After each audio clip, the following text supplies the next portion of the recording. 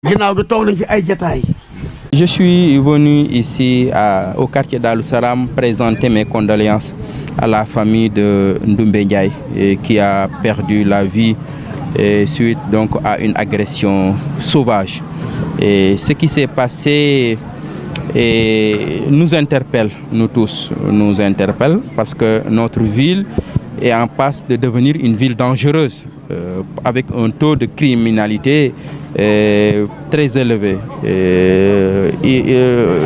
À part ce qui s'est passé ici à Darussalam, nous avons eu le même phénomène au niveau du quartier R100 il y a quelques jours, aussi avec un jeune qui a été agressé.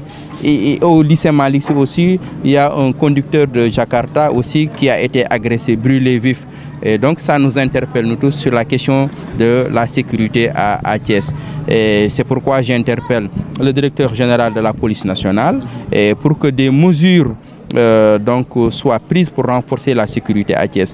Les 2 commissariats que nous avons et les 3 postes de police que nous avons aujourd'hui ne sont pas en mesure de gérer une population qui se situe aujourd'hui à hauteur de 500 000 habitants. Ce n'est pas possible.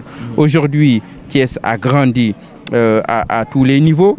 Aujourd'hui, Thiès est ceinturé par des villages traditionnels qui sont en train d'être phagocytés par la ville, et ça pose un problème de conflit de compétences entre la police et la gendarmerie. Parce que certains quartiers, administrativement, sont de Fandène, mais socialement, c'est des quartiers qui sont de Thiès, évidemment. Et qui est compétent? Est-ce que c'est la police qui est compétente? Est-ce que c'est la gendarmerie qui est compétente? Donc ça pose tous ces problèmes-là.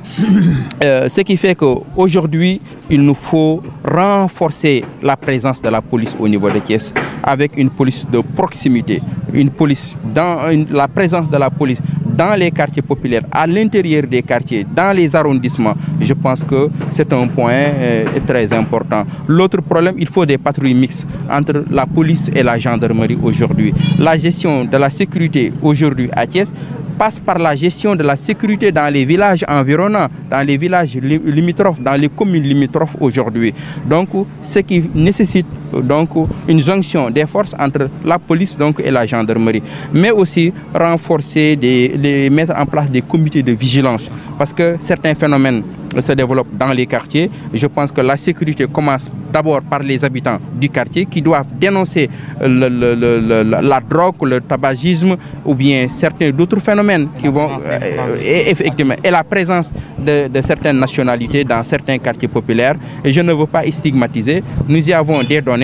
Nous savons que certaines nationalités qui sont présentes dans certains quartiers commencent à poser de véritables problèmes. Et je pense que la police aussi doit anticiper sur ces phénomènes-là. Oui, le Sénégal est un pays ouvert, reste un pays de teranga. Thiès est une ville ouverte. Notre vocation est d'en faire une ville cosmopolite aujourd'hui. Et Thiès, à travers le chemin de fer, pendant longtemps a été la ville la plus africaine du Sénégal, mais nous devons gérer aujourd'hui ce phénomène d'insécurité et qui nous vient de certains pays d'étrangers qui ont des conflits dans leur pays et ça veut dire qui ont hérité certaines pratiques, certaines violences et qui vont les amener aujourd'hui au niveau de Thiès. Je pense que la police doit être plus regardante et anticiper sur ces questions-là avant que ces questions-là ne gagnent une ampleur plus importante.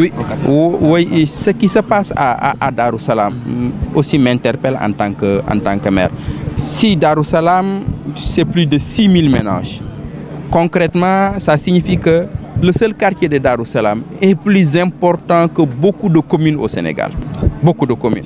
6000 ménages. Si vous avez 6000 ménages dans le quartier dans lequel vous n'avez pas d'espace de vie, vous n'avez pas des espaces de jeu, vous n'avez pas des manifestations culturelles, où les gens peinent à s'épanouir véritablement. En plus de ça, nous sommes en période de vacances.